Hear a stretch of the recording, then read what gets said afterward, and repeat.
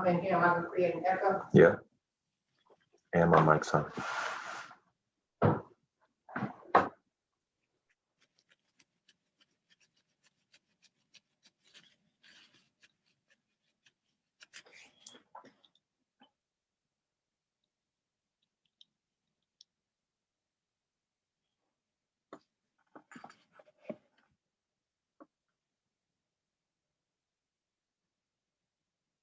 You ready?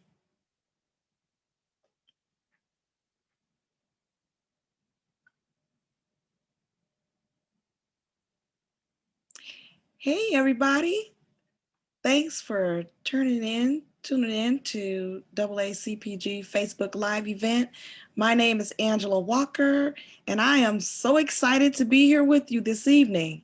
I'm a little bit nervous, but we'll be okay. I want to give you a little bit of time to share this with your friends, your parents, and we could just have a watch party right now. So invite your friends. In the meantime, I want to tell you a little bit about the African American Community Partnership Group. AACPG is a community needs-driven effort aimed at helping the African American community work through and overcome COVID-19 and health disparities by providing the tools of education and self-care. The AACPG works and establishes relationships with other community organizations to provide a united effort to address these issues. I have Demetrius Willis, who is the co-chair of the AACPG and our registered dietitian. And her name is Chef Enrique Gouda, or Goudet. So I would like to thank you for turning into our second series of Eat Well, Live Well, where we talk about the why and the how of being healthy. And today we will be talking about cardiovascular disease, and this is our second episode. We will also be talking about cancer and diabetes. And you know, I need to make a little correction. This is actually our first episode. So, you know, I would like to introduce Mr. Demetrius Willis. Hey, Demetrius. Hey, glad to be here. Are you ready to talk to us about nutrition? Yeah. So I wanted to start off, I'm a registered dietitian, but I wanted to start off explaining what a dietitian is. So a dietitian is part of your medical team, trained in the science of the body, food and nutrition. What food does when it goes in your body, does it help you or does it kind of hurt you? And really food, what it does for you versus what it does to you. I've been practicing for almost 19 years, which when I say it out loud, is a long time. But that's essentially about me. Wow. You know, I'm kind of curious though. What made you go into that field? I actually started off wanting to kind of do along the lines of what Idrik's doing. I wanted to go into culinary arts, which is being a chef and all that kind of stuff. But something about helping people and medicine. My mom was a nurse, so it really made me interested in going in that field. Did a couple weeks of a kind of a trial with some dietitians and loved it and decided to go on that path. Really, really. Can you tell us, like, what are some of the things that you would do in your daily work schedule? My daily work schedule, I work for the Lake County Health Department, so a lot of it's really dealing with chronic disease in the community. My focus is our people, those people of low income areas, those people who don't have a lot. And we have statistics that show where diabetes is most prevalent, where cardiovascular disease is most prevalent, all those things going on, and just devising plans and strategizing on how to educate people to encourage them to be different. So I hear people talking about high blood pressure, hypertension, and cardiovascular disease. Now, is it all the same, or is it different, or what are we talking about? The easiest thing is just to call it heart disease. And we just talk about heart disease. There are many components to it, right? But you got stroke, congestive heart failure, arrhythmias, all these other things going on with your heart. But what I wanted to connect it with is it has a lot to do with what we're putting in our body to kind of determine. Some people feel like, oh, well, it's in my family, so I'm going to get it anyway, or I'm going to die from this anyway. And that's not necessarily true. So really dealing with some of those myths, misconceptions, and just the hopelessness that comes from those diseases when they're running in your family. Okay. So I noticed that when I go to the doctor, they always ask me a series of questions like, did your mother have diabetes or high blood pressure? Did your father have it? So why do they ask you about your mother and your father and your aunts and uncles? Well, for chronic disease, if you have it in your family, usually it's going from generation to generation. So it does put you at an increased risk. And mind you, a lot of times how you eat is how your parents ate. And Idrik will kind of dive into that a little bit, where really genetics play part of it, but our habits play a huge part of it. I see. So like if my uncle, I noticed that when my uncle comes over and he eats, he'll just take the salt shaker and just dump it on his food. But, but my dietitian said, hey, I want you to read the labels on the cans and the boxes when you go and eat food. When you go buy food, you should look at your sodium. So I'm just trying to figure out what is the connection between sodium and salt. Like, what is the difference, or is there a real difference? So in reality, sodium and salt, we use those terms interchangeably, okay?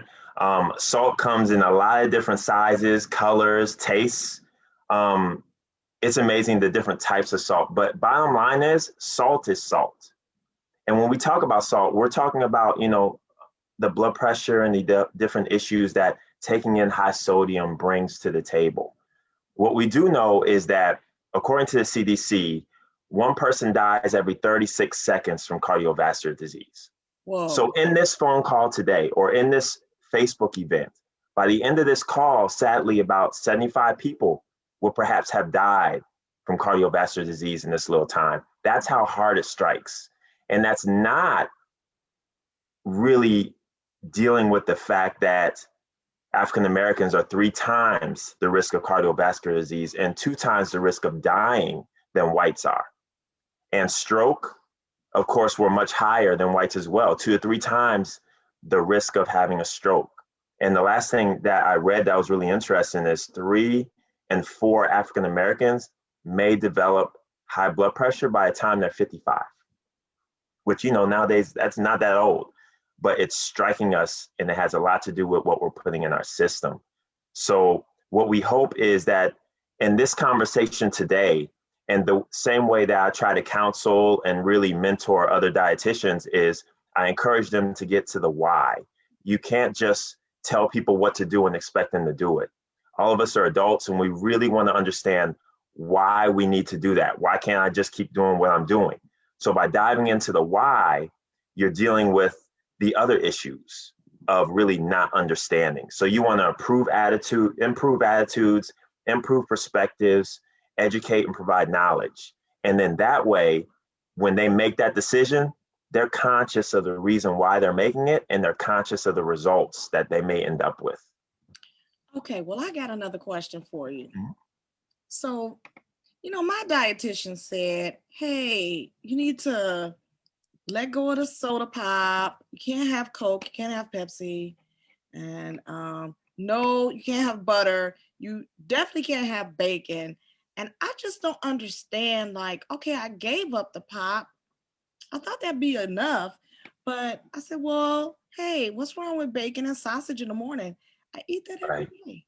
And why can't I just have like a little pat of butter? What? I don't understand. And I hear what you're saying. A little pat of butter, hey, what's the big deal? But when you having a pat of butter every day, then we're dealing with something else, right? So what we have are different types of fats. Mind you, this is all cardiovascular stuff we're talking about, which is everything we're talking about so far is your heart. And this is a muscle that beats a few months before you're born all the way until you take your last breath. This thing works for you over time. And it's just a matter of, for something that works that hard for you, how well are you treating it? And so some of the things that you talked about saturated fat. And that's what, when you start talking about these processed meats that have a lot of salt and these processed meats that have a lot of fat in them, just talking about what they're bringing to the table. And once again, this is what are they doing for you versus what are they doing to you? Mm-hmm. Okay. So I do have an example of that. Okay. So when we talk about saturated fat, we define saturated fat as a fat that's solid at room temperature. Okay. So it's solid at room temperature. That's how it ends up. And if it's solid at room temperature, that's how it ends up inside of your body. It's that simple. So let's say you mentioned bacon. So we cook some bacon up. Okay. It was delicious when we ate it, right? A little salty, but we're used to that salt. So that's why we enjoyed it so much, right? And what we end up with, I have an example here. This is bacon, okay? This is bacon. That does look like bacon grease to me. Yeah, it's bacon grease. So you went and ate that bacon, you walk back by this pan, you're like, ooh, I'm glad I didn't eat that. Right. But in reality, you did eat that. And just for an example, this is how it ends up. This is solid at room temperature. This is what you ended up eating. When you ate it initially, it was liquid. And what it ends up doing, it ends up being solid inside your body. Here's another example. Milk. One of the things you'll hear about is milk, and we want you to drink 1% or skim milk. And people are like, if I want water, I'll have water. I don't want that. And I'm like, no, like you really need to think about, and this is where we get to the why. So here's a glass of milk. Now, Angela, if I took this glass of milk and I sat it on the counter, and just a day or so later, I came back and looked at it. Now, this is whole milk, nice and thick. Do you know what this would look like in a couple days? Buttermilk? It would. It would have separated. So that cold milk would have separated. You would have this thick layer on top, floating on top of the skim milk that still be there. Because it went from the temperature it was to room temperature, which is how it would do inside your body, or maybe a little warmer, right? And it solidified. And when things go to room temperature, fat at room temperature is solidified. That's saturated fat. That's the fat that ends up inside your body. So when I talk about the milk and I talk about meats and sausages and this bacon and all these things that you love, or everybody loves, right? It ends up like this inside your body. So this is an example of your arteries. This is what your heart is pumping through. So for example, once upon a time, your arteries look like this. Look how clean that is. Ooh, it looks good. This is how it started off. And just a pat of butter here, pat of butter there, family celebration, eating some of this, eating some of that, all that high fat food that deep inside you've heard that you shouldn't eat it, but you feel fine. So then we go from here, which your body did a great job. We'll pretend this is your heart. Your body did a great job just pumping through this. Boom, boom, boom. Got all the blood, the oxygen, everything you needed to everything that needed oxygen inside your body. But over time of eating this stuff, remember, it turns out solid inside your body. And this is where a lot of us are. And your heart, picture that same heart trying to pump through this and get all the blood and oxygen that your body needs to where it needs to go. That's the challenge we end up having.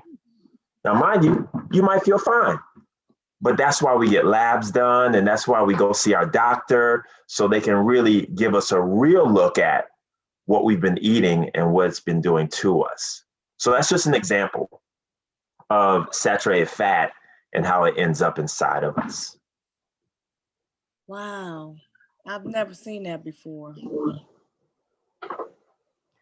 So one other thing you might find interesting is you hear a lot about trans fat, and you may hear about hydrogenated oils. Okay. Right. And, what's the big deal? What's the big deal? It's an oil. So why isn't it okay for me to eat? And trans fat is the perfect example of how corporations try to control our health.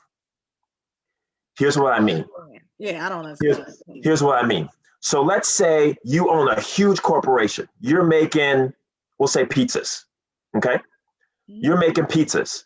And we'll say, for example, Mary is a chemist. That's what she does. She does chemicals. Okay. And you say, okay, and we'll say Edric owns a store.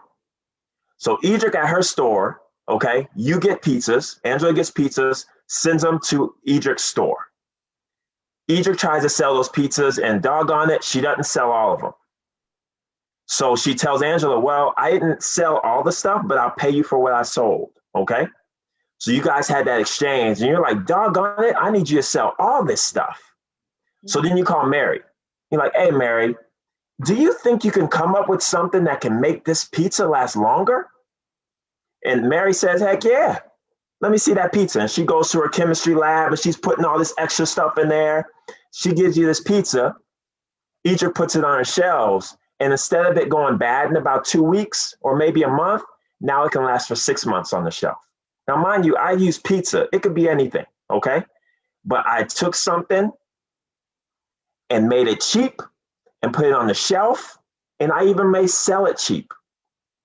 But what happened is, with that longer lifespan and the money that we thought we saved because it's cheaper, what you're paying for is in health.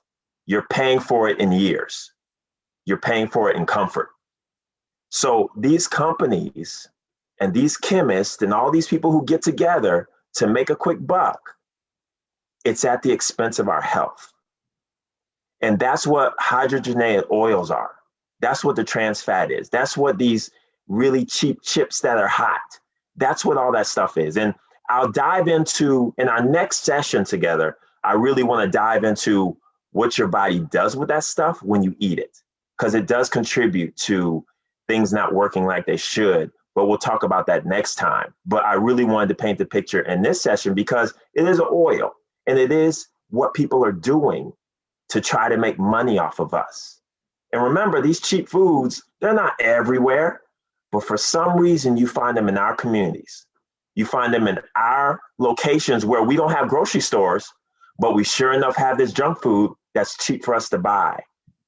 And that's kind of, when we talk about why are we suffering so much more than others because of, with heart disease?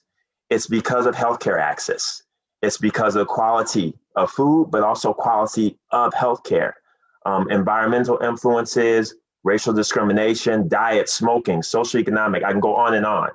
But remember, what I wanted to talk about today, and you mentioned it in the beginning, is the why. And I'm talking about the why. And the cool part is Edric follows up, and she's going to talk about the how to make these changes in your diet. Yeah, I think I need to make that change. Yeah. Yeah. So, yeah. And one of the other things that I love that she may touch on is just the salt. And one of the things you asked me about was, like, what's the big deal? Sodium, salt, what's the difference? And we want to keep in mind that 2,300 milligrams is what you want, or less is what you're allowed to get in a day of sodium. But the average person is taking in almost 3,500 milligrams, way over the amount that they should have. And people think, well, I sweat. And this is just things that my clients have told me. Well, I sweat all the time when I go to the gym, so I sweat it out. And I drink water, so I pee it out, And salt does not leave as easily as it goes into your system. It sticks around, it hangs out, it pulls water to it, and it causes these symptoms. Your body talks to you all the time. It's just a matter of hearing what your body is saying and understanding what it's trying to tell you. For example, if you're taking in too much salt, you'll end up thirsty. You might have swelling in your hands, your feet, headaches. People have headaches all the time and they think it's because, oh, I just need to take medicine or I need to do this and that. No, it could very well be because of sodium you're taking in. And another interesting reason or symptom of having too much salt is an increased tolerance of salt. So let's say, for example, I usually go over Angela's house and she throws down. And for some reason, after all these years, when I come over and I eat, I think, hey, Angela, you didn't put enough salt in this. Hey, can I get the salt shaker? And you're like, well, I put the same amount I put in every time. And it's because I built up a tolerance of what was there. And then I'm asking for more. So when you start wanting more salt, it means that, or it could mean that your body's built up a tolerance for it and you're just putting too much in your system. Yeah. Wow. So, the demonstration was really powerful. Because I've talked to a couple dietitians and nutritionists, and they've never shown me anything like that. So I just basically hear them talking words, but I didn't, they didn't make it come to life. They didn't make me understand. Now I kind of understand a little bit more what they're trying to say. Yeah. But hey, when you brought up that milk, because I use a lot of buttermilk for cooking, and cereal and milk, Yeah. So can you use like non-dairy alternatives? Is that better for you, or should you use almond milk, coconut milk, soy milk? Some people even say goat milk. Yeah. Once you get into the cooking part, I think I would kind of defer to Idra because she's really playing with those things in her kitchen or her chemistry lab in a sense. So I'll kind of defer to her on what milks are best to cook with. Now, just with regular milk, with what you're drinking, we do recommend that you look over the whole milk because whole milk has 5 grams of saturated fat in it. And I'm not saying you can't take in saturated fat, but what I do want you to do is be a little bit more strategic of what you're going to have for your saturated fat. So if you're going to have saturated fat, have it with something that you love. But what happens is people are having saturated fat the whole day long. Oh, I'm going to have whole milk, and then I'm going to have this creamy thing on my salad. And then what I'm going to go and I'm going to have some fried this, and so you're having saturated fat the whole day. Why not cut back a little bit and say, you know what? I'm not going to have whole milk. I'm going to have this 1% or skim milk because I know that I'm going to get my fat from this. And it's all about balancing. And people, we're not balancing. Our days are like this, where we need to balance it out, where we get the good and really get an understanding of what that food does to us, not just what it does for us. Okay. Hey, Demetrius, we have a question from a viewer, Ron Burke. And his question is, what about some of the foods on diet plans like Nutrisystem and Weight Watchers that have long shelf life and soy as a cheap protein? Yeah. So keep in mind that if it's not natural, your body hasn't figured out what it is. You eat a piece of fruit, your body knows exactly what it is. Hey, that's fruit. We know exactly what to do with fruit. We use it for energy. We use it for healing. We use it for this stuff. Then you take in something that your body doesn't know what it is. And because you probably don't know what it is. And you look at it and you're like, yeah, we don't quite know what this is. We can use this part of it. We know what this part is, but the rest of this, I'm not sure. An example of that is soda. Soda, you take in soda, your body does not know what that is. That was made in Mary's chemistry lab. Okay? There's no natural part of that except for a little bit of water they put in there. So when you drink a big old thing of soda and this much it's able to use, it's only using the water part. It doesn't know what to do with this extra stuff or the syrup and all this other stuff. It's overloading. So when my friend is talking about the different supplements, with these different, we'll call them diet programs, I guess. Any program that you're looking at, if they're restricting healthy foods, if they're causing you to be unbalanced, if they're saying, you know what, you never have to eat a lunch. All you need to do is buy our product and take that, and you're going to be okay. There's a problem with that. Because anybody who's trying to get you to be healthy, they're going to teach you as they go, and they're going to show you how to move more to natural stuff that's not going to take a toll on your body. If you're taking in all these things that are in a can that can last for a year and it still tastes the same, think about how natural that is. Nothing lasts that long and tastes the same. Wow. Okay. Okay.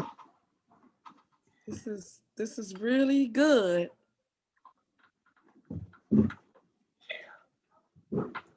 Hey, I wonder if Chef Edric Goday is ready for us. I know she's got something good in that kitchen. Hey, Angela. Yes, I absolutely am ready. How you doing? I'm well and Yeah. informed now. Yes, I am too. What you got for us today? So we're going to be making a couple things today. Really wanted to really supplement the information that Demetrius shared with all of us. I definitely learned a lot. I learned a lot every time I hear from Demetrius. So I'm always pleased to hear whatever he has to say about health and wellness. And it is really an honor to be kind of sharing this platform with him today. So we'll be talking about ramen, which, you know, there's a lot of, we eat a lot of ramen noodles in our communities, as well as just looking at other ways to reduce some of our fat and our salt in our diet. Sounds good. But I do need to ask you a question about that ramen. Are you Yes. talking about the ramen that comes in the little packs at the store? Yes, so this ramen, the one that we're used to, yep, this ramen right here. So a lot of sodium hides, as Demetrius just finished telling us, right? Things canned, processed, packaged items that sit on the shelf and have a very long shelf life. Those things are packed with things that are not natural, packed with things that are high in sodium, high in fat. Just like this ramen packet that we see sold at the store, sometimes it's 5 for $1, right? And we have these in our pantries. This one packet is actually 2 servings. Most people just eat this whole packet, right? But this is actually 2 servings. So in this one packet of ramen noodles, there's 1,520 milligrams of sodium. Now, Demetrius just explained that your maximum daily intake of sodium should be at 2,300 milligrams. So you're over 60% of the allotted amount of sodium that you should even have for one day. So, you know, if you eat this, because it has 0 nutritional value, you're going to get hungry an hour later. So you're going to be way over your sodium content for that day. This has 1,520 milligrams of sodium just in this packet. So no nutritional, so all you're doing is intaking salt. You might as well literally open up a salt shaker. So there is a healthier alternative to this to reduce our sodium by tons. So we're going to open this up because we can use this. But this seasoning packet, like, just throw that. Don't use that. Okay, yeah. Don't use that. It is just pure salt. So we can use this. So if you want to do like a healthier alternative to that ramen, again, you can use these noodles. All right. What we want to do is we want to make that same soup, that same kind of broth, but we're going to use it from vegetables. And what we're going to do is we're actually going to use it from just vegetable scraps and trimmings that we have. So I cut some carrots earlier, so I have some carrot trimmings. I have some bell pepper trimmings, also some onion with the skins. I have some pieces of ginger in here. And what I'm going to do is put this in my pot. Okay, so all these trimmings right in the pot. I'm going to add a couple cloves of garlic with the skins on and everything. We're going to throw that in there. We're also going to add a couple of bay leaves. All right. A little bit of peppercorn, pinch of salt. All right. And then we're just going to add as much water to that covers the vegetables that we have in our pot. And what we're going to do, we're just going to go ahead and put that on to boil. Once it starts to boil, we're just going to then reduce it down to a simmer. And this is going to be our broth. This is going to be our soup base or our soup stock for our ramen noodles. So when it's finished, it's going to look like this. So we're just going to go ahead and strain that. That would have cost me about $2.95 at the store to buy that broth, to buy already made broth. Exactly. $2.99, and if you get a good brand, it's over $3 for sure. So all we did was the stuff that we were going to throw away. We're going to throw away the tops of those carrots and those onion peelings and the inside of that bell pepper. We're going to throw all of that away, and instead, we're actually extending the life of our fresh vegetables that we pay for, and we're going to make our own broth with it instead of purchasing it. So, and I'm just going to pour this in this clear so you guys can see that color. Yeah, it looks just like the broth I buy from the store. Exactly like the broth you just bought in the store. So this becomes your base for your ramen noodles. So we're going to go ahead and pour that in our bowl because we're going to make some ramen noodles. So what you can do is with our noodles, right? Gonna put our noodles in our bowl. So if we want, we can just stop there. All right, we made our broth. All right, we have our broth, we have our noodles. So now this is our ramen noodles. It looks just like the ones where we made with all of that sodium, except we cut most of that sodium out of there. All right, or now we can add some more stuff to it. So what we could do is we can add some shredded carrots. Right? We can add some shredded cabbage. Nice and crunchy. There. Absolutely. We can add a couple eggs for some protein. Right. And then we have some green onions. And I like my ramen spicy. So I'm just gonna take some crushed red pepper flakes. All right. I'm gonna top that. Now we have homemade ramen. That looks really good. It's way better than what you get in that cup. Absolutely. So we have our fresh vegetables. We have some egg in there for protein. Or if you wanted to put chicken or shrimp or salmon or something like that in there, but you have some really nice fresh vegetables. We made our vegetable stock, which was just with the trimmings of some vegetables that we were going to throw away anyway, instead of buying it. And then, of course, not even knowing what kind of sodium or the amount of sodium that is going to, that you're going to find in a store-bought vegetable broth. We just went ahead and made it. We can also make chicken broth. So we can do some of those same vegetable trimmings, add like some, chicken to it to make some chicken broth. But this was just a really nice and easy alternative to that and reducing that sodium. Now, how many servings would that be, what you just made?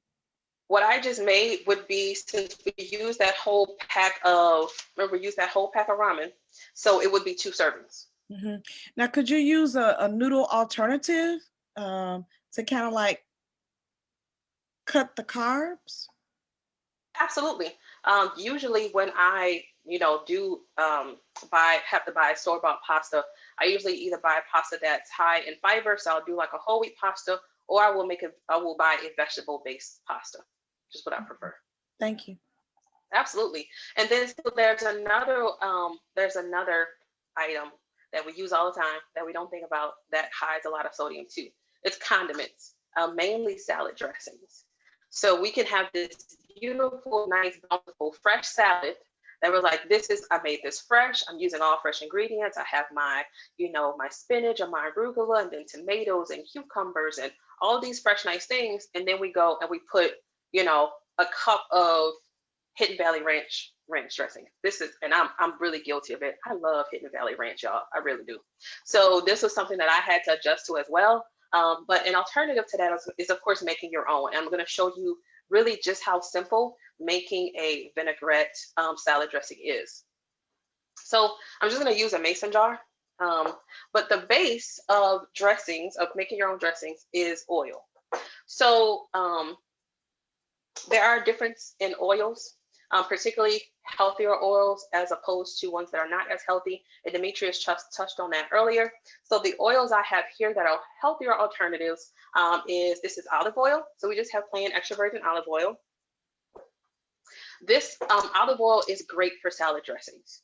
You can also use this to saute. It's great. It doesn't have as high of a smoking point as avocado oil, which I will be talking about. So it is not something that is meant to be cooked at a very high temperature, but you can use it to do things like saute, but it is perfect for salad dressings. Another healthy oil is avocado oil. And this is definitely one of my favorites. Also because avocado oil has a high smoke point, which means that it has a smoke point of 520 degrees. So you can cook it at higher temperatures without it burning. That's what that means. So avocado oil is great, and it is also great, of course, for salad dressings as well. And then another healthier oil option is toasted sesame oil. I love using toasted sesame oil when I am doing a stir fry or maybe even fried rice. It's a really nice sesame flavor. So just know that this does have a deeper flavor. So understand what that is. You know, I'm gonna need to write that down, but you're gonna give us your recipe later, right? So we can give it to the viewers. Absolutely. Yes. Yes, you guys will have recipes of everything that we talk about here. So to get started on our salad dressing, I have just a mason jar. And what I'm gonna do first is I'm just gonna add some vinegar. So right now I have red wine vinegar. I love using red wine vinegar. You can use regular white vinegar. You can use white wine vinegar. I also love using balsamic vinegar. So it doesn't have to be red wine vinegar. Apple cider vinegar as well, yes. So you can also use apple cider vinegar. So just 1/4 of a cup of apple cider vinegar. I mean red wine vinegar, but again, any vinegar that you have is fine. You don't have to go out and buy anything fancy. Then we're just gonna do like a teaspoon of Dijon mustard.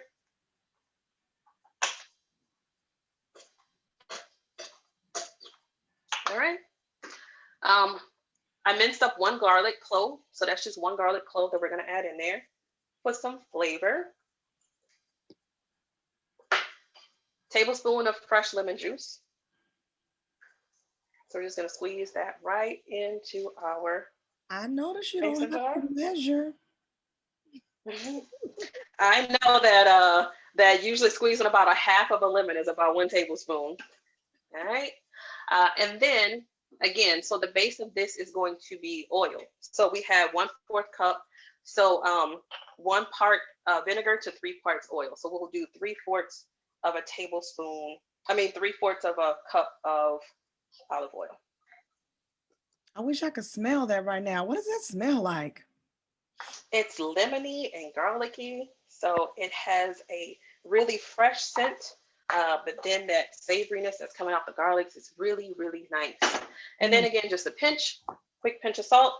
I'm gonna just do fresh ground of some black pepper. Now I'm gonna have to talk to Demetrius about that pinch of salt.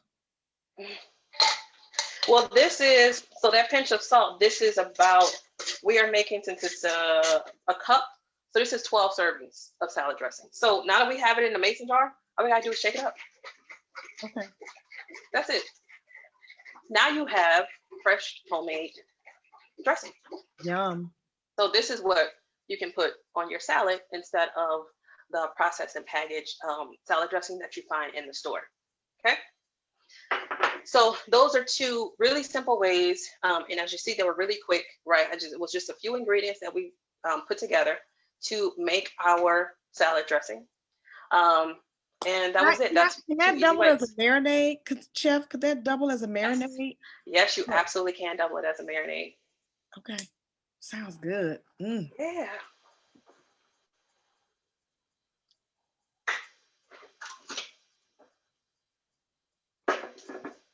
What else you got? All right. So we also have, so another thing is, it is important, of course, we're talking about reducing fat and reducing salt. Another way that we can reduce those in our diet is actually the cooking methods that we use. So sometimes, as Demetrius pointed out of habit, we do things. Like, for example, out of habit, I know that I love eggs. All right. I love boiled eggs, scrambled eggs, fried eggs. I love eggs. But of course, when we boil eggs, we're not adding any additional fat. We're taking eggs in a shell, putting it in some water, boiling it. It's keeping all of its nutrients, everything. But I realized that when I scramble eggs, what am I doing? I'm grabbing some butter, putting it in a pan because I don't want my eggs to stick and I want them to be nice and creamy and fluffy. And then I eat eggs. So I'm adding fat with my eggs now. So they're not as healthy as if I would have just boiled them. So the cooking methods are just as important. But then so now what I do is when I realized that, I was like, I'm using a lot of butter, a lot of saturated fat every time I eat eggs, but I love eggs. So I want eggs like every day. I started using, so we talked about avocado oil, right, as a healthier oil. What I use now is the avocado oil cooking spray. And so now I just spray my skillet, right? I'm using way less oil when I use a spray because all I'm doing is I just don't want my eggs to stick. So I would spray my pan because I don't have a nonstick pan. So I spray my pan and then I scramble my eggs in that. And so this is a really great way to use, healthier oils or not use any fat at all. Again, and some of those cooking methods that we use. Another cooking method that I really like, which really maintains the flavor, is roasting. I love roasting. I love roasting vegetables. And another reason why I really love roasting vegetables is because not only does it really maintain those flavors and even textures, but it's really quick. You can do it all at the same time. So I can roast carrots, cauliflower, broccoli, mushrooms, zucchini, squash, anything like potatoes. I can just put them on a pan, throw them in the oven, 15, 20 minutes, they're done. And now I have dinner. So with something like carrots, I'm just gonna cut a few of these up and we're gonna go ahead. So when you roast, we want a little bit of, some kind of oil just to make our seasoning stick. Mm-hmm. So what we're gonna do, we're gonna go ahead and put our carrots in this bowl. Now, I'm not gonna add any butter. But I do want, of course, when I season my carrots, I want my seasoning to stick to my carrots. So what I'm going to do, I'm just going to grab my avocado oil, spray them really quick. And then we can add I have some garlic powder. I have some dill weed, which I love putting dill on my carrots. All right. And then now we're just going to toss it. So now our carrots are coated. And then we would just take that. We would roast it in our oven at 400 degrees, 15, 20 minutes, and you're done. But it's retaining all of that really great, rich flavor of, whatever it is, which is vegetables, fruit, potatoes, anything like that. So roasting is also a great way. Do you roast those covered or uncovered? Uncovered. I put it the top rack, 400 degrees, uncovered for, like I said, 15, 20 minutes, depending on what it is. And that's dinner. So those are some very simple ways to just change some of those cooking methods, or using other cooking methods. Stir frying. Again, I mentioned that when I stir fry, I love using toasted sesame oil. Again, this is a lot healthier than using something else that maybe is like a canola oil or lard or shortening, something like that. So using some of those healthier oils and when we cook also helps to reduce our fat and our salt. So one more that we're going to talk about is deep frying, right? We like to deep fry. I know I love me French fries, fried shrimp, fried chicken. So another, cooking method. So instead of deep frying, we can oven fry. I'm going to show you how to oven fry. I know you're like, why are you messing with my fried chicken though? I'm like, but show me that because I want some chicken. You want some chicken? Okay. No. Let me show you about this. Let me show you about this chicken. Okay. So we're going to marinate our chicken. Now you mentioned buttermilk earlier. You marinate your chicken in buttermilk, don't you, Angela? I do. And that's how I make my cornbread too. All right. So we're going to marinate our chicken. We're going to marinate it in plain Greek yogurt. Really? All right. Yes. I never heard of that. Really. I know. So we're going to take a cup of plain Greek yogurt. Oh my God. All right. No. Again, dash of salt. Okay. All right. We're going to close our bag. Yes. Yes. All right. So just like we would, right? That's yogurt. That's it. That's it. That's yogurt and just, again, a pinch of salt. All right. That's it. This is yogurt. All right. So we're going to set this aside. We're going to act like we've been marinating that for 1 or 2 hours. Okay. Okay. All right. Our breading, we're going to use flour, cornstarch, Mhm. and panko. I have a gluten-free panko here, but you can use regular panko. Now, before we do that, what we are going to do is we're going to take some olive oil or avocado oil. Mhm. All right. We are going to put 2 tablespoons on our pan that we're going to cook our chicken on. Okay. Just 2 tablespoons. Okay. So I'm going to show you that. All right. This is it. 2 tablespoons. I'm going to put this in the oven so that this pan and this oil can heat up. Okay. All right. While I bread my chicken. That's a nice cookie sheet. Thank you. All right. So for 6 chicken drumsticks, we have a 1/2 cup of flour, a 1/2 cup cornstarch. This is to get it nice and crispy. And 1 cup of panko. So these are panko breadcrumbs, Japanese style breadcrumbs. I'm using gluten-free right now. You can use just regular panko. Now to that, we're going to season our breading. So we're going to do 2 tablespoons of paprika. Mm-hmm. I know you got paprika in your pantry, Miss You know Angela. I do. I know it. I got sweet, All right. Hungarian, smoky. I love me some smoky paprika. It's not as easy to find. I'm mad when I can't find smoky paprika. All right, and so this is 2 teaspoons of black pepper. That's 2. 2 spices. Yep. All right. So onion powder. You know, we put onion powder on chicken, right? Onion powder. We all have that. Mhm. And then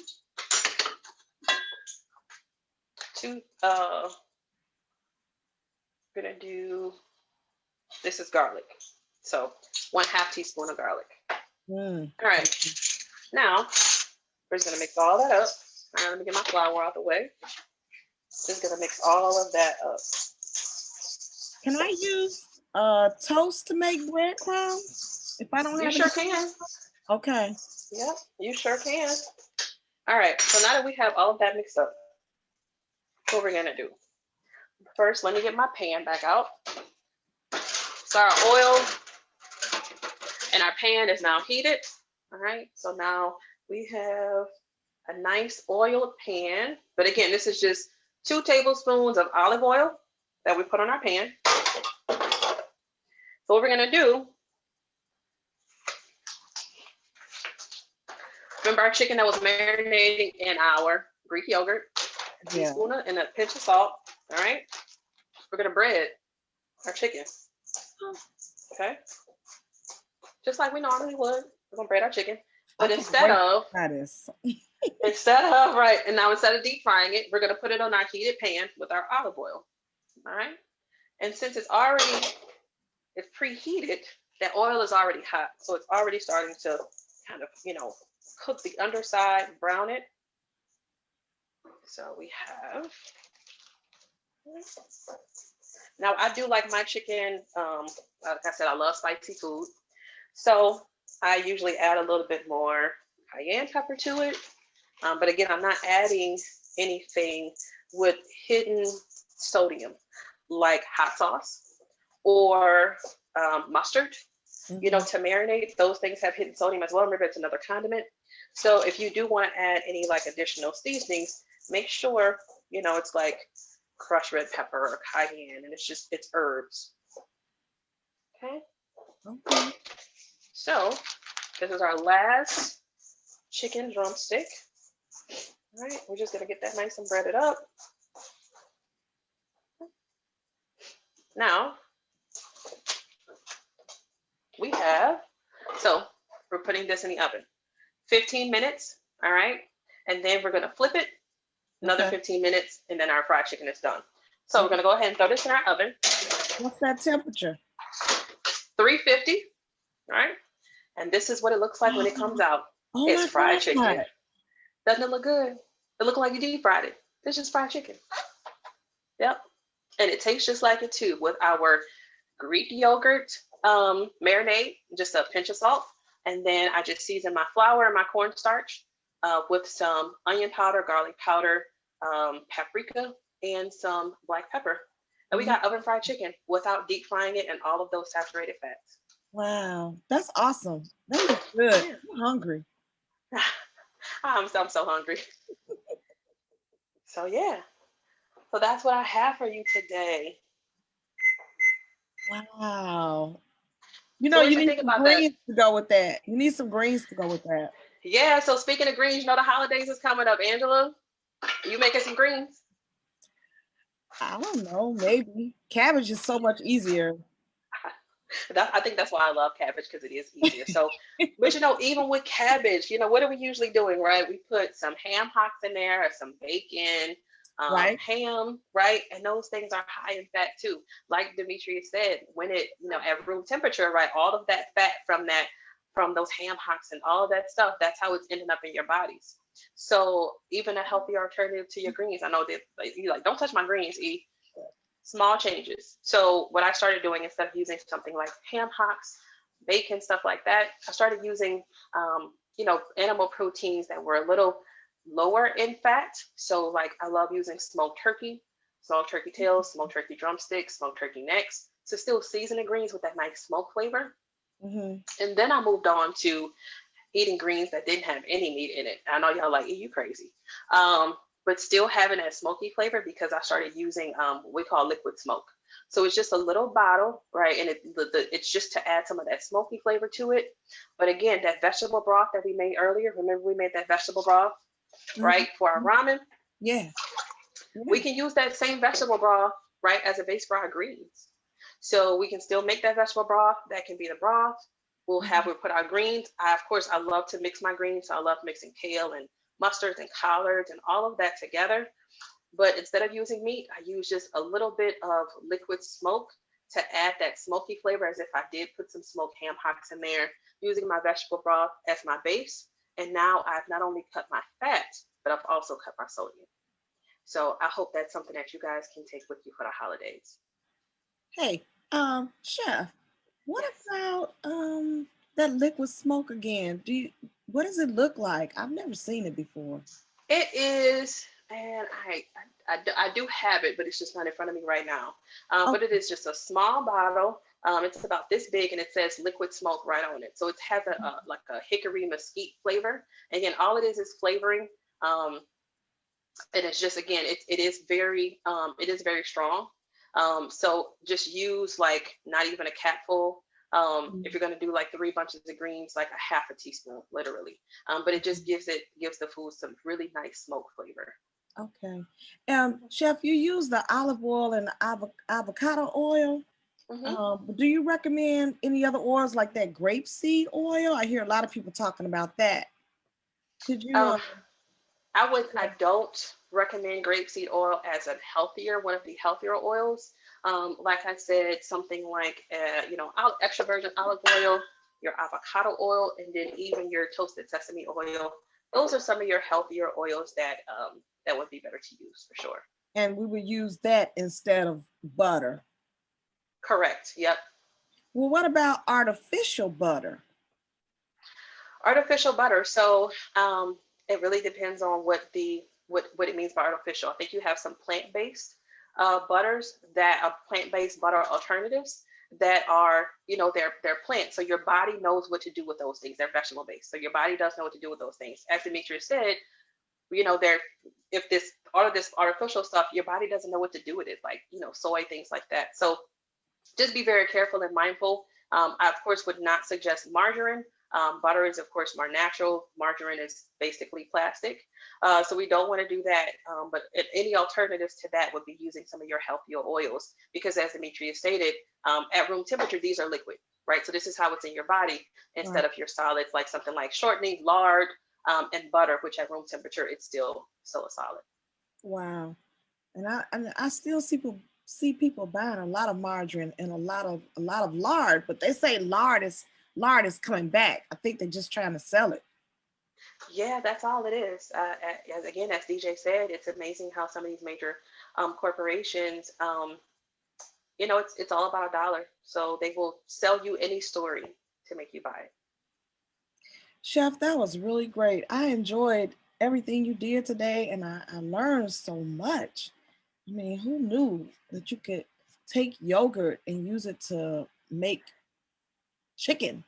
Like, Yes, to marinate chicken. Absolutely. So you know what? I challenge you, Angela, to try that soon. okay, well, we need to get that recipe. And, Chef, I'd like to thank you for sharing that recipe. We're going to post it on our page a little bit later today. And we don't have any more questions right now from viewers, but now's a good time. I was thinking that maybe Demetrius can talk about what we're going to do next time.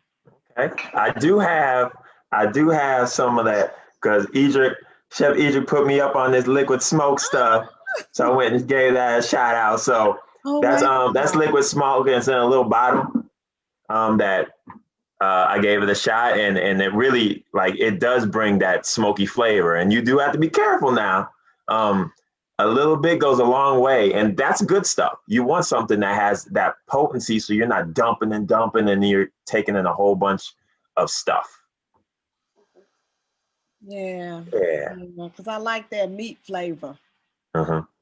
If I can touch on one other thing that Edric mentioned was she talked about condiments.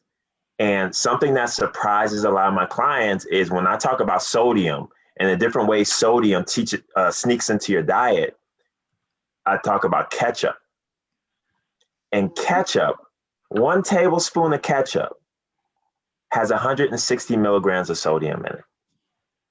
Oh. That is an amazing amount because you show me one person that has 1 tablespoon of ketchup when they having their fries or whatever they having with their stuff.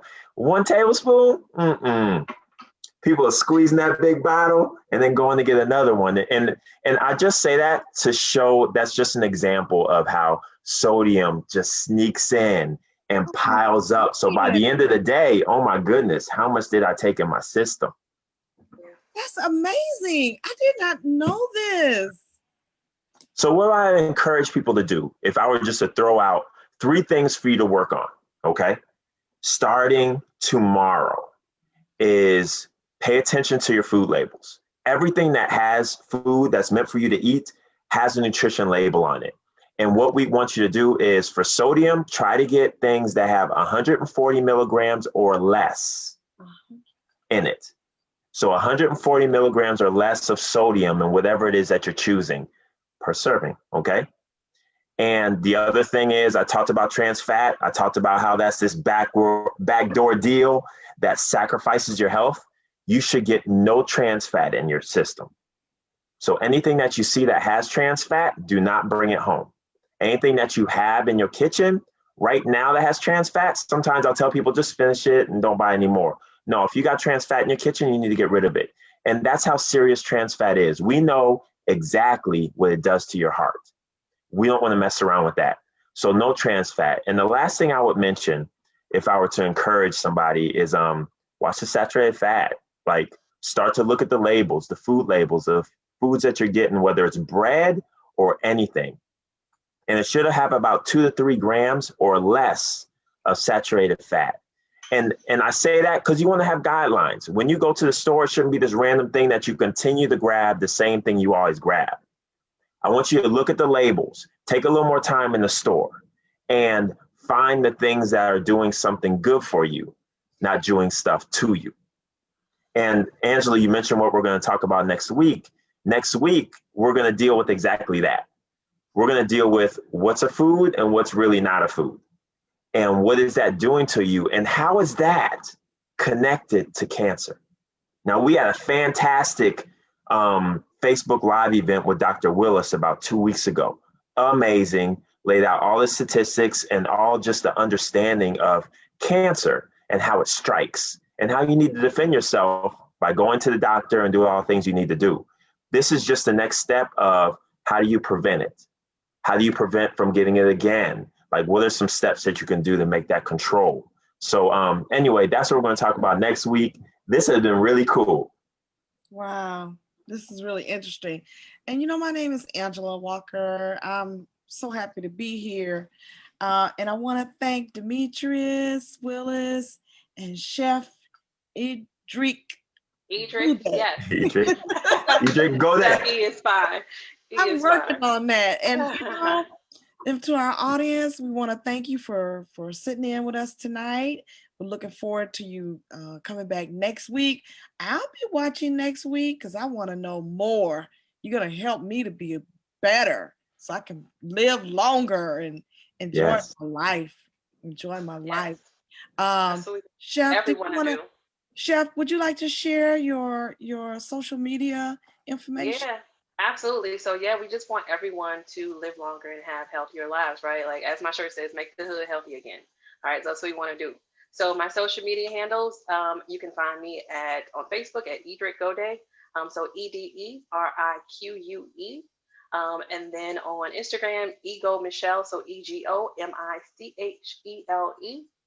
You can also find my business, Gabriel Hall, on Facebook at Gabriel Hall, GABRIEL HALL, and then on Instagram at Gabriel Hall DET.